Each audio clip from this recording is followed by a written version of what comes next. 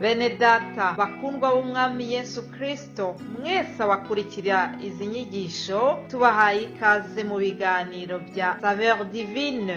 Ibi biganiro mu bitegurirwa n'abavugabutumwa bwiza batandukanye, akaba ari umuhamagaro ugendera ku ijambo ry'Imana byanditse mu gitabo cy'ubutumwa bwiza uko bwanditswe na Matayo ibice 24 umurongo wa 14. Kandi ubutumwa bwiza bw'ubwami buzigishwa mu isi yose ngo bube ubuhamya bwo guhamiriza amahanga yose, nibwo imperuka izahera ko ize. Ibi biganiro mubikurikira ku channel ya YouTube yitwa Saveur Divine. Tubifurije kugubwa neza. Imana Data ari nayo So ibaha umugisha.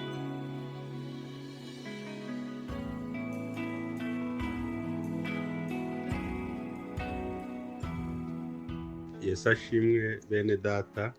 Nk'uko bisanzwe amazina yanjye ni Florier Musabyimana, dusanzwe tuganira ijambo ry'Imana hano kuri Saveur Divine.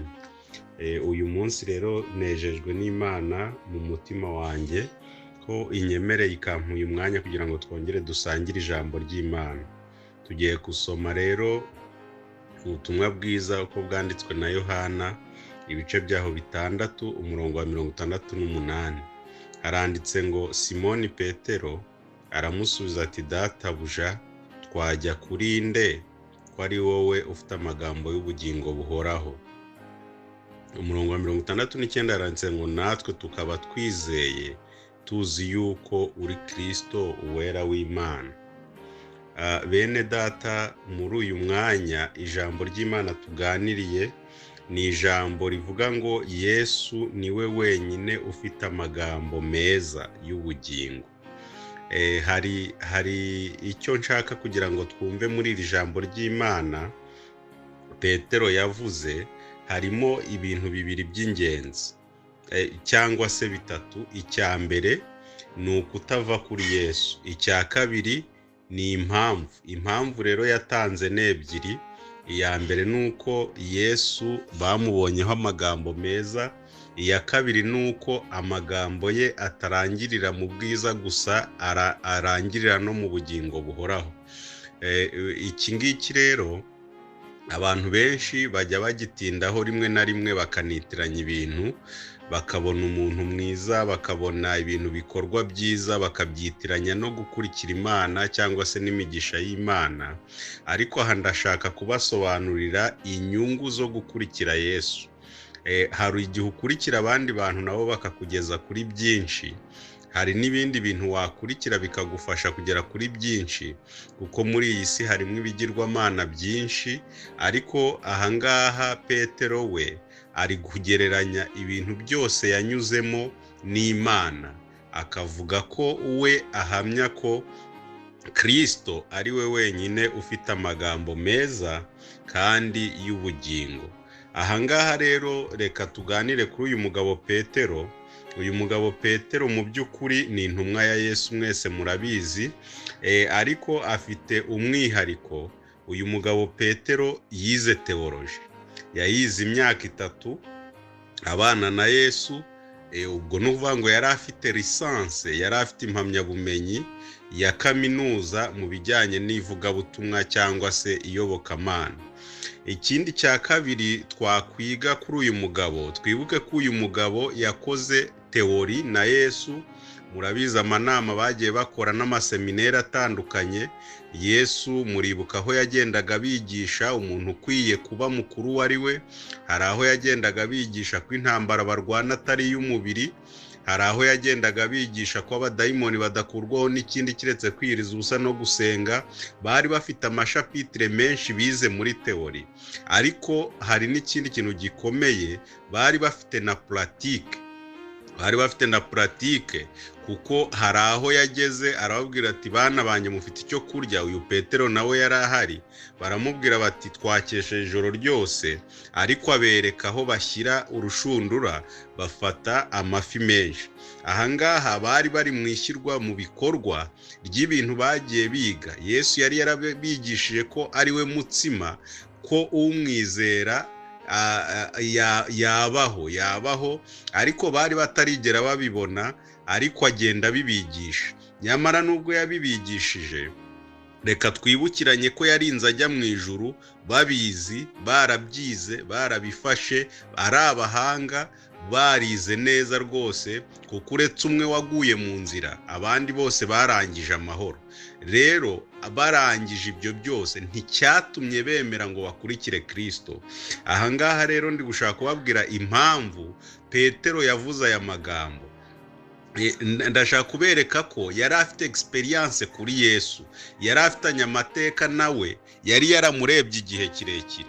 Ndagira ngo mbabwire ngo abantu benshi tujya twiringira, abo tujya twizera, ibyo tubona bikomeye ni ibintu tutanabanye nabyo. Mu rundi ruhande hari n'igihe usanga igihe mwamaranye ari gitoya.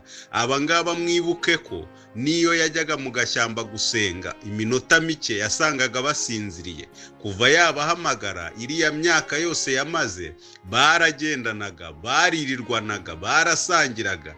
Muribuka aho bababwiye bati abigishwa bawe kuki bajya mu mirima y'abandi bakarya? Bivuga ngo n'abaturage bari barabimenye ko abo bantu ari abantu bakurikiye Kristo. Ariko ndagira ngo mbabwire ngo nticyatumye babona imbaraga, ariko bari bazi Kristo neza uwo ari we. Nubwo batari bafite imbaraga, ariko bari bazi neza Kristo uwo ari we. Ndagira ngo nkubwire ngo kugira imbaraga muri Kristo ni kimwe, ariko no kumenya neza Kristo uwo ari we ni ikindi. Buriya ntabwo imbaraga zo ushobora kutazigira, ushobora kugwa none, ushobora gucika intege, ariko kutamenya Kristo nicyo kintu cyonyine gishobora gutuma urimbuka. Kuko Kristo ni imbaraga z'umuntu. Kumumenya ni ukumenya imbaraga, kumumenya ni ukumenya ubushobozi. Bibiliya itwereka ko Kristo ari umucyo w'isi. Bivuga ngo iyo umumenye uba uri kugenda ubona, ariko iyo utamuzi uba uba mu mwijima utanabizi. Kuko hari ikintu njya nkunda kubwira abantu, njya mbabwira ngo ufashe umuntu wari uri mu nzu icanyemo amatara, ugacana amatara yaka, noneho ukazimya, ahita abura aho areba. Ariko iyo amaze umwanya muri wa mwijima, atangira kubona aho akandagira, atangira kubona aho yanyura. Bivuga ngo hari igihe utinda mu mwijima cyane ukajya ugira ngo urareba, ariko Kristo ni umucyo uhumura umuntu ukabona ko wari impumyi. Ari byo babandi bagiye bakora, akavuga ngo ese ninde wagukijije? Agasubiza ngo ntabwo mbimuzi, ngo cyonzi cyo nuko nari impumyi none nkaba nahumutse. Cyakora baje guhurira ahandi hantu, aravuga ati wa muntu wankijije ni Kristo, nsanze ahandi naho akomeje umurimo. Ndagira ngo mbabwire ngo kumenya Kristo ni ikintu gikomeye cyane. N'abantu benshi bibwira ko bamuzi ariko ntibamuzi neza. Kristo ni umukiranutsi utarigeze akora icyaha, kandi ni umuntu utabana n'umuntu ufite ibibi. Niyo mpamvu iteka ryose iyo wamumenye ntabwo ushobora gutinyuka gukora ikibi cyose umufite, ndetse yewe ntabwo watinyuka gukora ikintu utinya ko abantu bakubona, ariko Kristo ukareka akakubona. Hari ibintu abantu batakorera imbere y'abantu ariko bakorera imbere ya Kristo. Ubwo ikiri mwaho nta kindi ni ukutamenya Kristo. Ariko uyu we wamusobanukiwe yaravuze ngo mbese twakuvaho tukajya he? Ko ari wowe ufite amagambo y'ubugingo. Twakuvaho tukajya kurinde? Impamvu abantu bajya ku bandi, impamvu abantu bajya ku bindi, nuko batazi Kristo neza. Kuko Kristo nizo mbaraga z'abari mu isi bose. Kuko Yohana yarabyanditse ngo abamwemeye bose bakizera izina rye yabahaye ubushobozi bwo kuba abana b'Imana. Imana ishimwe cyane. Mwene data unyumva, ndagira ngo nkubwire ngo ntacyo wabona mu isi kingana no kubona ubushobozi bwo kuba umwana w'Imana. Nta na kimwe. Abantu baba abana b'abami bakishima bakabitangaza, ariko umwana w'Imana arenza abami kuko ni umwami w'abami. Impamvu rero tutajyamo neza, tutamwinjiramo ngo tugume muri we nawe abe muri twe, nuko tutamumenye. ariko uyu niwe wenyine ufite amagambo meza kandi atarangiriraho. Hari abantu bagira akarimi keza, bazi kuvuga neza, bigororotse, biri mu murongo neza, ariko nta bugingo batanga. Bashobora kukubwira neza rwose ukarara unishimye, ariko bwacyo ukarira. Ariko uyu Yesu we azadushimisha tukiri mu isi, ariko tubone n'ubugingo buhoraho, kuko mu magambo avuga harimo n'isezerano ry'ubugingo buhoraho. Imana ishimwe cyane. Mwakire rero ijambo ry'Imana, mwakire Kristo, kandi murusheho kumushaka, murusheho kumwitegereza kugira ngo mumumenye. Nimumara kumumenya muzamenya imbaraga ziri muri we, kandi tuzabaho dutsinda, kuko niwe udutsindishiriza. Imana ibahe umugisha.